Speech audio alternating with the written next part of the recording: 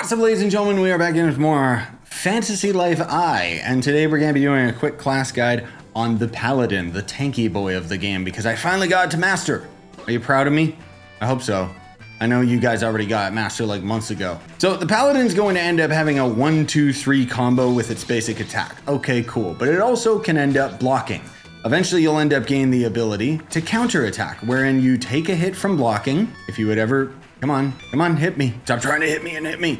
Hit me, you stupid frog. Come on. Okay, fine, I'll find another one. You're an amphibious creature, so you block it and then you let go of the block button and then you end up doing a counterattack. And as far as my understanding, the more damage that you end up soaking up, the more your retaliation damage will be. Your charge attack on this guy is going to shoot out 3 blades once you get it strong enough anyway, but you will actually do damage with the physical blade and the wave. So you want to try and get as close to an enemy as possible, assuming this tree is an enemy. Hi-ya!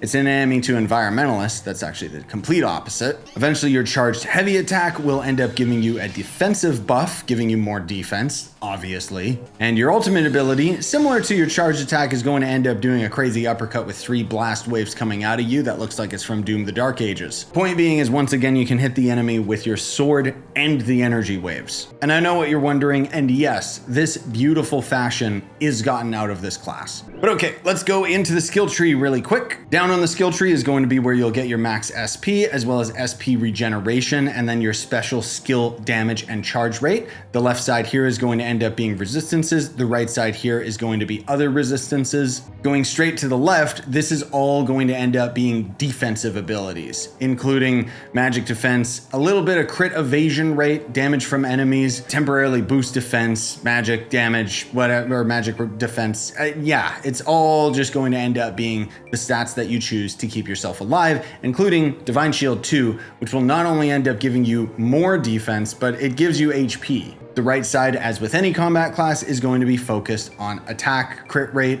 offensive capabilities.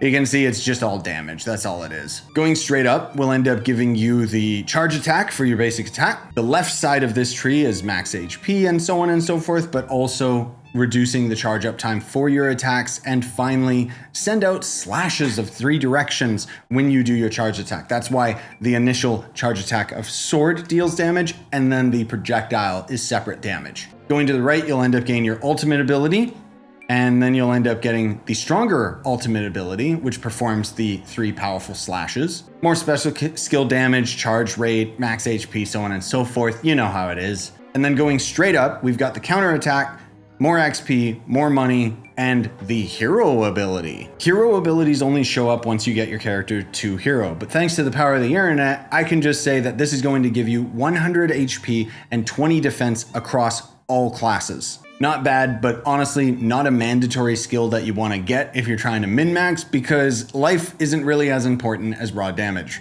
But okay, what would I recommend that you prioritize with this character? Honestly, it depends how you're playing him. If you're trying to be the tanky boy, which obviously this class excels at, you want to end up going on the left. But generally speaking, you almost always want to end up taking as much damage as possible, because it's also going to end up scaling with your counterattack. And the counterattack is insanely good at just managing enemies, because you'll take negated damage for having your shield up, and when you do the counterattack, on most enemies, it'll actually stagger them, allowing you to have enough time to start blocking again before they can retaliate back. I would still say the top priority for pretty much every combat class is to get all of their special abilities and all of their ultimate moves, with max SP being important for you to be able to cast those abilities more often. With that said, I hope you enjoyed today's video. Consider smashing like, subbing for more, because I will do more class guides. I'm just slowly grinding away at maxing them all out. By max out, I mean getting them to master. I have no desire to get any of them to hero, because I already did that with my blacksmith and it wasn't worth it.